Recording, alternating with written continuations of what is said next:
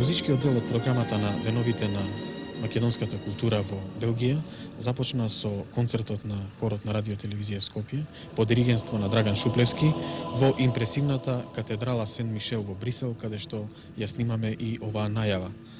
Инаку во првиот дел од својот концерт, хорот на Радио Телевизија Скопје исполни ортодоксна световна музика, додека во вториот дел од настапот настапи со југословенско световно хорско творештво. Инаку да речеме дека самата пријатна атмосфера каде што се одржа концертот и многобројната публика придонесоа за успехот, за успешниот настап на хорот во Брисел.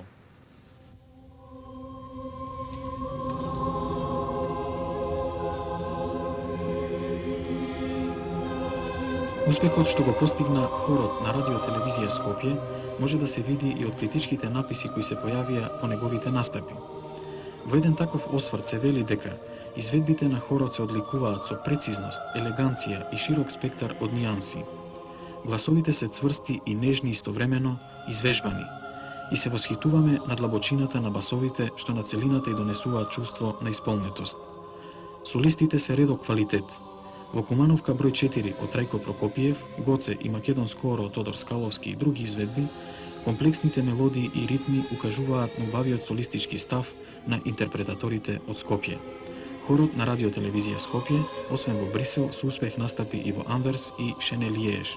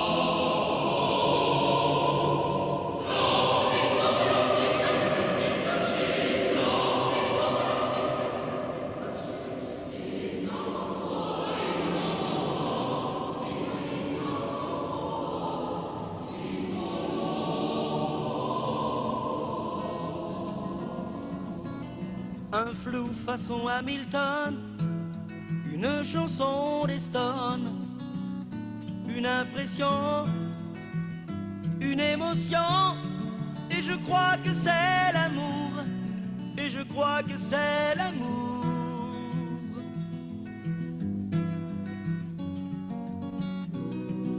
Éternel amoureux,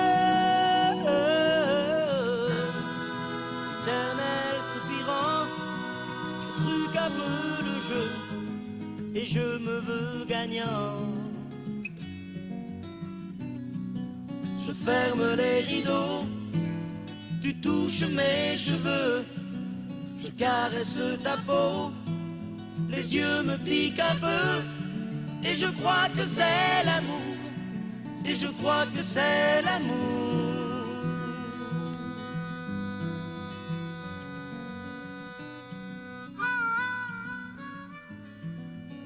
Голем придонес за успешно одвивање на манифестацијата Деновите на македонската култура во Белгија даде господин Жан-Паскал Стувс, кој работи во Министерството за француската култура, и ние го замоливме да одговори на неколку наши прашања.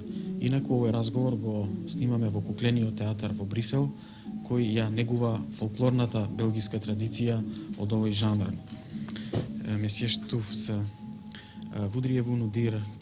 Господин Стувс, би сакале ли да ни кажете неколку збора за гледачите на македонската телевизија? Што мислите за манифестацијата Денови на македонската култура? Тоа е секако убава можност за подобро запознавање меѓу нашите две земји.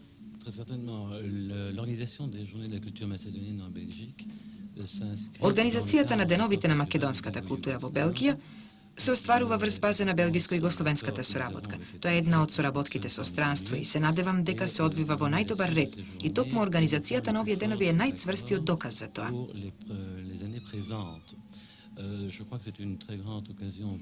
Мислам дека е тоа голема можност за нас за да откриеме една од социјалистичките републики на Југославија.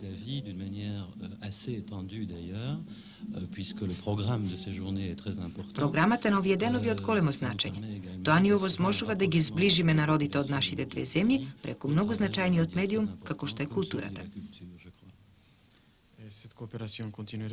Оваа соработка ќе продолжи секако и во иднина. Деновите се една од точките на културната програма меѓу Белгија и Југославија. Да, програмата за белгиско-југословенската соработка е сеопфатна. Таа истовремено подразбира образовен материјал од областта на културата, за размена на професори и така натаму. Најважна точка за нас во сегашниот протокол тоа се деновите на македонската култура во Белгија. Предвидени се исто така паралелно во блиска иднина Југославија да приреди денови на белгиската култура.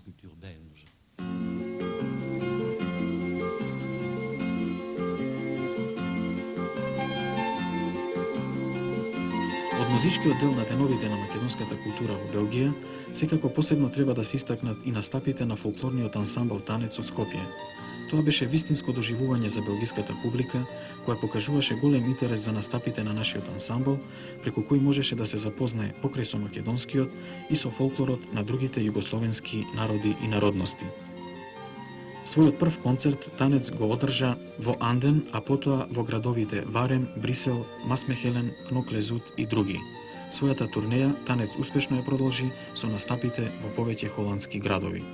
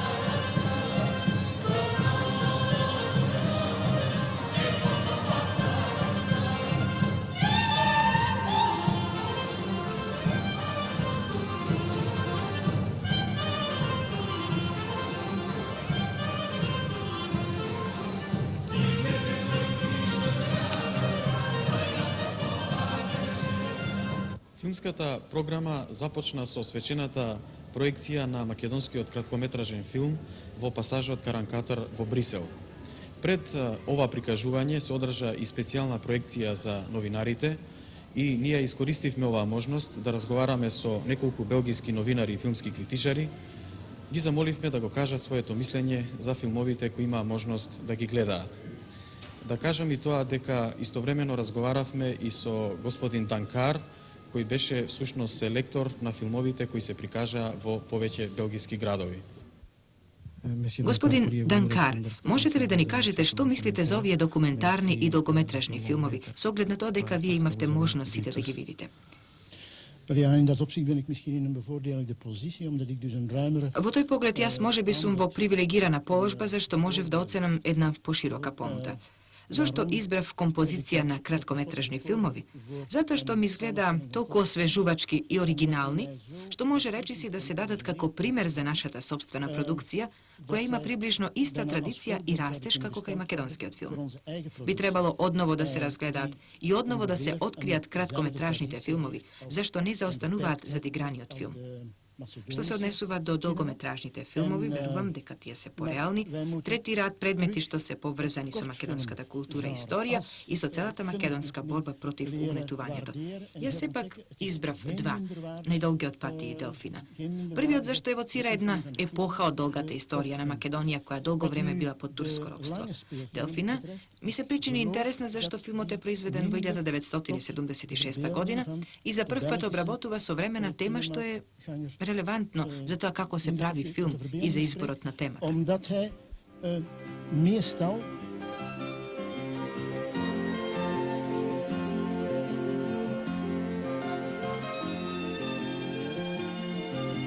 На свечената проекција на краткометражните филмови, на која присуствува и режисерите Трајче Попов, Бранко Гапо и Александар Ѓурчинов, а на која филмовите ги представи господин Етиен Ланселе, беа прикажани филмовите Дај од Столе Попов, Голгота од Мето Петровски, Стоп од Дарко Марковиќ, Охридскиот светилник од Трајче Попов, Феникс и Адам од Петар Глигоровски, Отпор од Боро Пејчинов и други.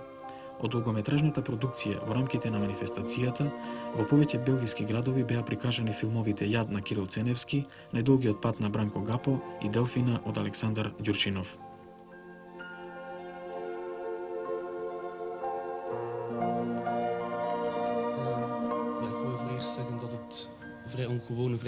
Ова е мојата прва средба со македонската продукција. Јас бев особено одушевен и заинтригиран од анимираниот дел за кој инвенцијата и богатството на идеи беа значајни. Што се однесува до документарците, тие оставаат соодветна импресија, како на пример филмот за ромите Дае, кој импресионираше, кој беше чуден и кој не може веднаш да се разбере, потоа филмовите кои се историски реконструкции, како оној за ликот на Свети Климент. Je remercie d'abord nos amis macédoniens de nous avoir présenté ces films. Им благодарам на македонските пријатели што ни ги прикажаа овие филмови. Веќе сум ги гледал филмовите на Вардар филм од македонско производство на повеќе фестивали на кусометражни филмови, но овие не ми беа познати. Мислам дека во целина најмногу ме изненадува анимираниот филм. Можеби зашто го сакам. Стоп го сметам за апсолутно значаен. Ми рекоа дека го правеле 80 карикатуристи, а тоа се насетува по разновидноста на стилот застапен во него. Сметам дека вториот, Феникс, е многу интересен по својот стил и пластичност. Меѓу документарните филмови состојбата е поинаква. Имаме два филма што се спротиставуваат. Дае, кој си е лирски, многу слободен, глобален филм за ромите. Ни остави таков печаток, импресионистички. Тоа е многу убав филм. Во него нема ништо исконструирано. Се е добиено преку монтажа, а не предходно изрежирано. Сметам дека и другиот е интересен зашто сметам дека Кирил и Методи, односно кирилицата што ја составија, е од големо значење. Но во него ми изненадува што францускиот коментар е малку академски, малку тежок. Јас лично, а и многу мои пријатели би се согласиле со тоа. Сметам дека ако беше даден со француски титли ќе беше многу поедноставно. Сликите многу повеќе ќе зборуваа. Освен тоа, за да се добие пошироко мислење за македонскиот документарен филм, би требало да видам и други филмови.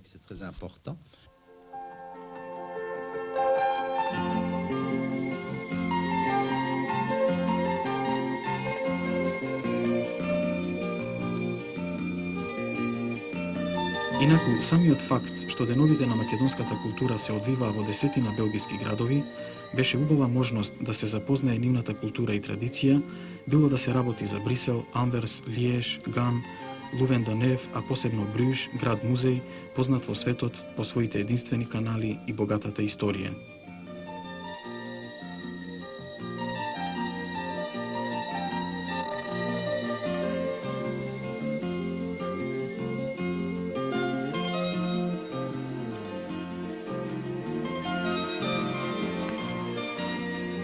Покрај големата изложба на македонската резба, беа организирани повеќе други изложби на книги и уметнички фотографии.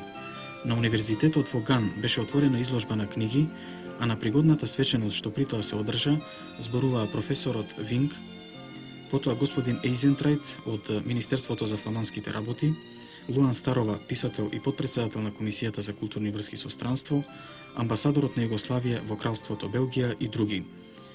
При тоа беше доделена специјална повелба по повод подарувањето на сите книги од изложбата од страна на Универзитетската библиотека во Скопје на Универзитетската библиотека во Ган.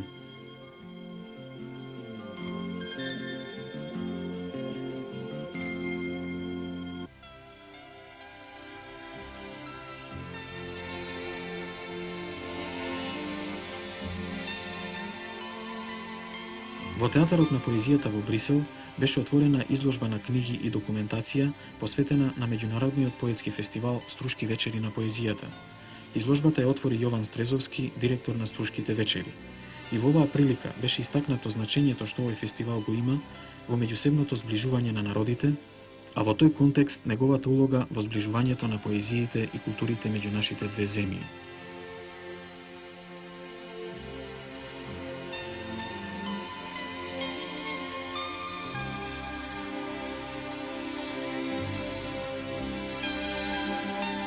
Во културниот центар во Турново беше отворена изложба на уметнички фотографии, поглед врз Македонија, а во Варем, град кој е збратимен со Скопје, изложба на фотографии архитектурата на Скопје 1963-1980. На отворањето, на кој уште еднаш беше поздравено белгиско-југословенското пријателство и изразени желбите за неговото понатамошно развивање и продлабочување, зборуваа господин Лебиртон, потоа Васко Теговски како представник на Собранието на Скопје и други.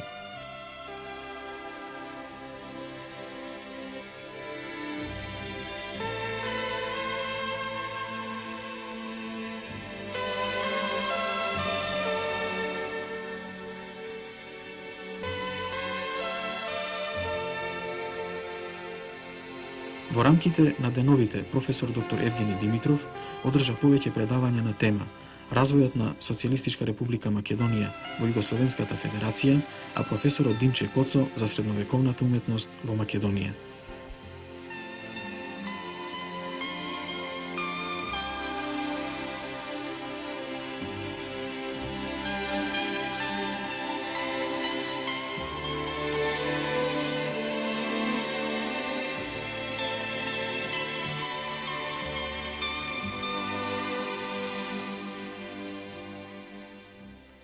Другар Матевски, иако додека го снимаме овој разговор во Брисел, се уште траат деновите на македонската култура во Белгија. Кажете ни, ве молам, нешто повеќе за карактеристиките и за значењето на оваа манифестација.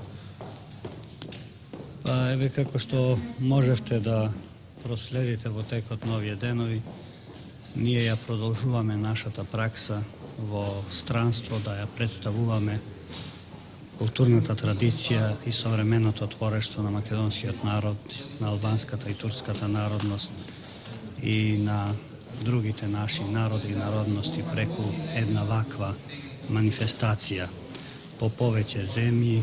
Еве сега сме тука и мислам дека веќе би можела да се даде првата поцелосна оцена за оваа манифестација. Ова е секако само еден дел, се извинувам, од програмата за соработка меѓу Да, тоа е еден дел од програмата и би можела се рече дека деновите на македонската култура се всушност најзначајна и секако најкрупна точка од програмата за културна соработка меѓу Југославија и Белгија, иако ние во текот на овие 2 години реализиравме и други приредби, меѓу другите една голема југословенска изложба на современото сликарство. Нам ова всушност ни овозможи во еден континуитет, нели, да представуваме еден поголем избор од нашата култура и да отвориме можност да ја прифатиме белгиската култура исто така во еден квалитет и во еден квантитет кај нас во Социјалистичка република Македонија и воопшто во нашата земја. Мислам дека би требало да се истакне дека наидовме на извонреден прием. Мислам, малку е ако се каже дека не идовме на извонреден прием. Овие приредби се одржуваат во Брисел и уште во 14 града. Имаме над 30 приредби, како што веќе знаете. И некој од тие приредби прерасна во празник на југословенско-белгиското пријателство. Она што е за нас особено значајно и она што сите нас не исполни со голема возбуда во текот на овие денови, тоа беа пријателските чувства изразени кон спрема другарот Тито и една голема љубов кон него и една голема љубов кон нашата земја. Насекаде бевме окружени со тоа и тоа беше манифестирано на најубав и највисок можен начин.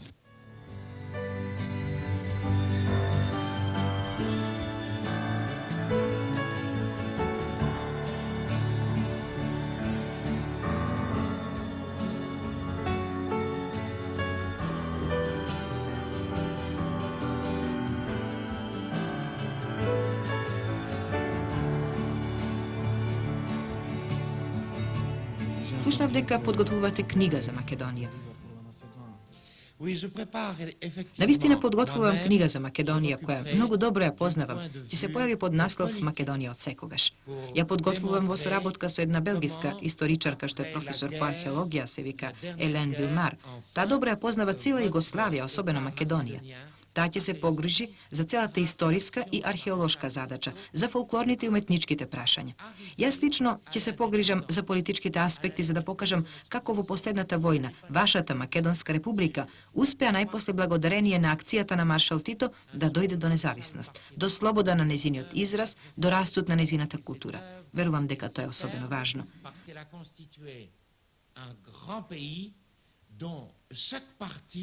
Ќе остане трајно Титовото дело, а тоа е совршено, зашто конституирало една голема земја чиј секој дел еволуирал во најкомплетна слобода.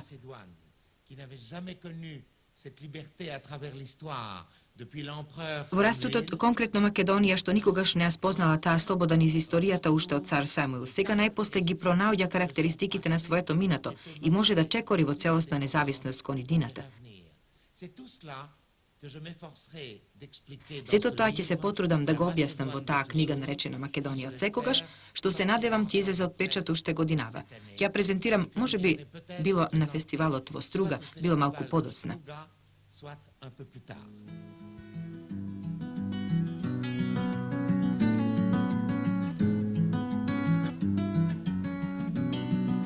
Une odeur de café, des bains sur une chaise, un goût de pas assez, je n'ai plus mal à l'aise, et je crois que c'est l'amour, et je crois que c'est l'amour.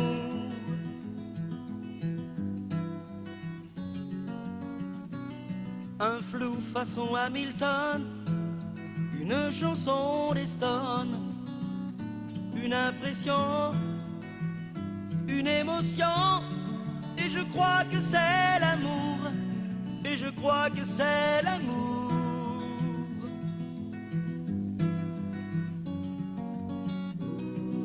Éternel amoureux, éternel soupirant, je truque un peu le jeu, et je me veux gagnant.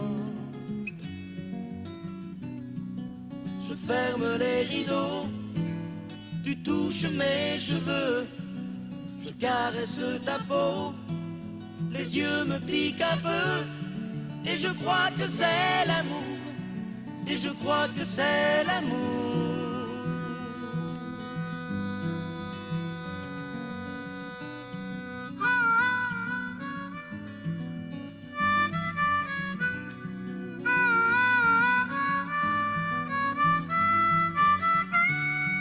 Et je crois que c'est l'amour, et je crois que c'est l'amour.